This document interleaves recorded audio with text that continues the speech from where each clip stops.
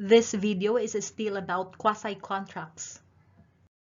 We said that there are two kinds of quasi-contracts, and that is your nominate and innominate. And for your nominate, there are also two kinds, and that is negotiorum gestio and solutio indebiti. Pag tinignan mo yung bar exam coverage, ang sabi doon, study only negotiorum gestio and solutio indebiti. So we are done already discussing negotiorum gestio. In this video, we will be concentrating on solutio indebiti.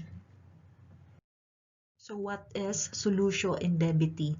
When we talk about Solutio Indebiti, our mnemonic is SM. SM, your favorite store. S is for your solution and M is for your mistake. So SM. So take note of the word mistake. Because Solutio Indebiti, it arises whenever a person unduly delivers a thing through mistake to another, and that person has no right to demand.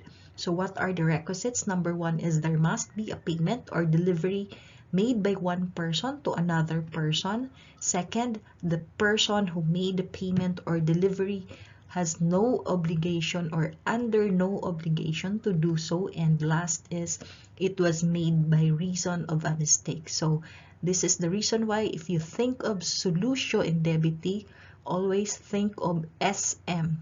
S is for your solution and M is for your mistake. Important provision, Article 2154, there is that obligation to return. So if something is received when there is no right to demand and it was unduly delivered through mistake, the obligation to return it arises. 1980 bar exam question number 2, tingin agad sa tanong, is the bank entitled to recover from D? So who is D?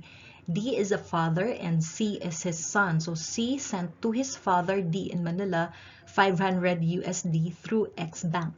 Due to the mistake of the employees of the bank, D was paid $5,000 instead of 500. Upon the discovery of the mistake, the bank demanded from D the return of the 4,500 USD.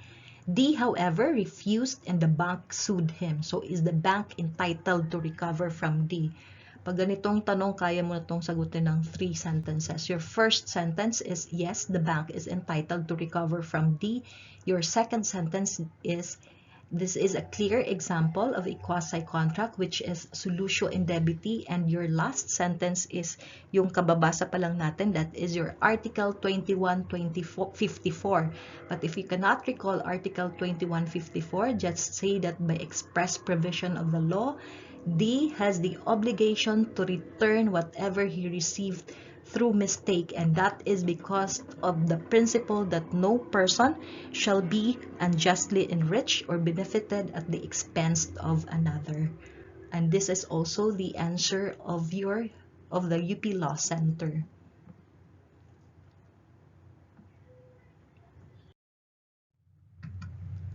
(2004) bar question. There are 3 questions involved, but we'll read first the question.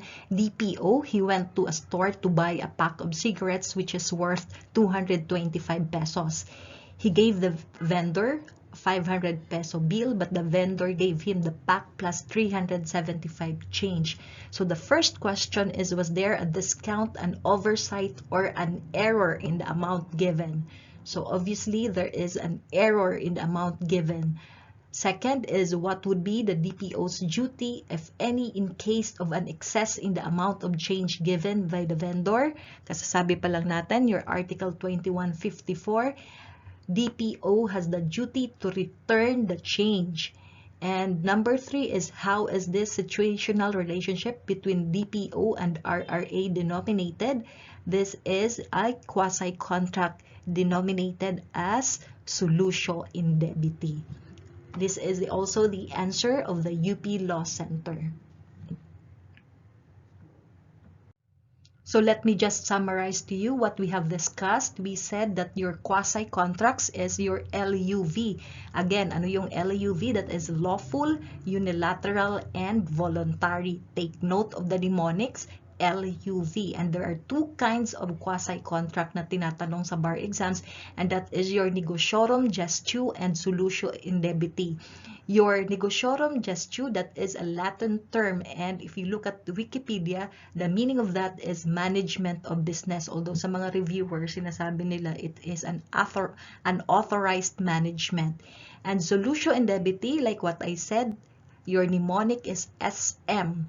S is for your solution and M is for your mistake. And the applicable article is Article 2142, and quasi-contract is based on the principle that no one shall be unjustly enriched or benefited at the expense of another person. Take a look at this 2012 bar question MCQ. It is a juridical relation arising from LUB based on the principle that no one should unjustly enrich himself at the expense of another. So your answer is quasi-contract. Let me end this video through this 1977 bar question. What is solutio indebiti and negotiorum gestio? Give an example of each.